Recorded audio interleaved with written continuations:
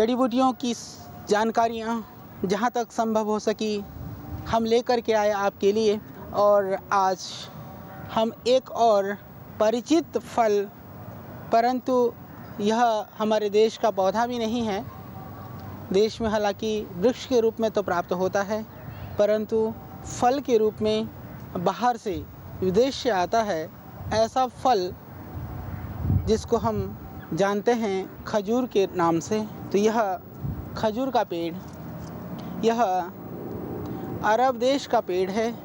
और आप देख रहे हैं मेरे चारों तरफ, मेरे पास यह पूरा एक खजूर के ही पेड़ हैं और यह अरब देश का पौधा।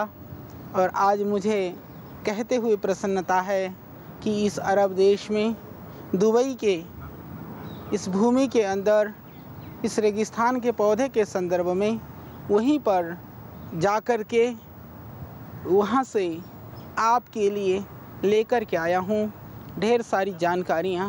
आज हम चर्चा करेंगे इस खजूर के पेड़ के संदर्भ में, जिसको फाइनिक्स कोक्टिलिफेरा के नाम से जाना जाता है। तो आइए हम बात करते हैं।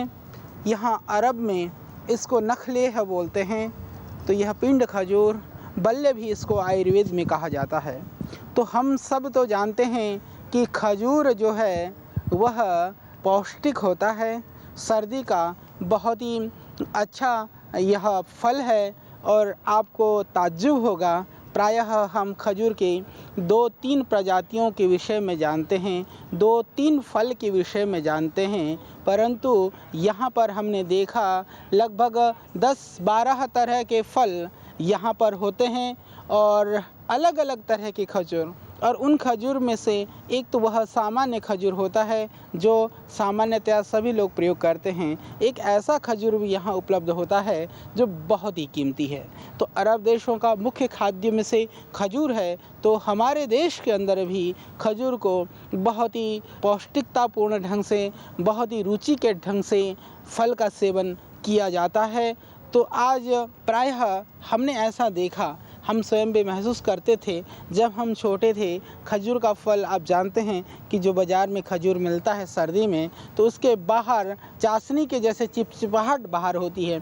तो ग्रामीण क्षेत्रों में नहीं मैंने देखा, शहर में भी इस तरह की आम धारणा है कि खजूर जो है वह धो देने से उसकी मिठास कम हो जाएगी। यह एक गलत अवधारणा है, कारण कि वह जो खजूर है, हालांकि अभी खजूर का यह सीजन फल आने वाला नहीं है, फिर भी खजूर में से जब फल आते हैं तो खजूर को तोड़ा जाता है या वो खजूर नीचे भी गिरता है, उसको इकट्ठा किया जाता है। तो खजूर का सेवन करने से पहले खजूर को हम अच्छी तरह से हमें धोना चाहिए, उसके बाद ही प्रयोग करना चाहिए। उसे बाहर के जो लगा हुआ कुछ चीज़ें निकल भी जाए, फिर भी जो स्वाद है, उसकी जो मधुरता है, उसकी जो मिठास है, वह कभी कम नहीं होती है। जिनको कफ की बीमारी है, जो भयानक कफ से पीड़ित हैं, जिनको बार बार बलगम की शिकायत होती है, उन लोगों के लिए खजूर बहुत ही कफ निस्सारक और बहुत ही गुणकारी है और बहुत ही अच्छा है।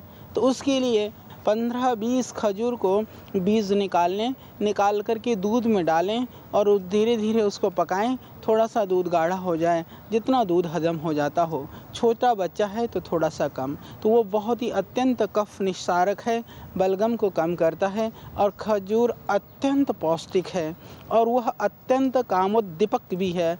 जिस तरह से लोगों को शुक्राणु क्षीणता है या वीर्य की दुर्बलता है, उन सब लोगों के लिए भी खजूर अत्यंत बहुत ही गुणकारी पौष्टिक पदार्थ है।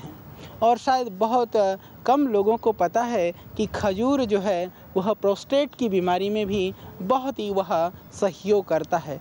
जिनको प्रोस्टेट की प्रॉब्लम है या जिनको मूत्र संबंधी रोग है और उनको यदि किडनी में प्रॉब्लम होने की संभावना जैसी है, तो प्रारंभ में यदि आप 4-5 खजूर को भी, और जैसे गर्मी का मौसम है तो उसको भी आप इस तरह से सेवन कर सकते हैं कि रात को खजूर को पानी में भिगो दें, भिगो करके उसको बीज हटा करके खजूर को चबा करके खाएं तो उससे जो उसकी उष्णता है, उसकी जो गर्मी है वह ख़त्म हो जाती है और वह पौष्टिकता उसका बरकरार रहता है। तो गर्मी में खजूर को भिगोकर सर्दी में दूध में पका करके खजूर का आप कर सकते हैं सेवन, जिससे कि आपको जो प्रोस्टेट की समस्या मैंने बताई, किडनी की परेशानी की जो प्रारंभ की स्थिति है, उसके लिए अत्यंत ही लाभकारी और गुणकारी है यह खजूर।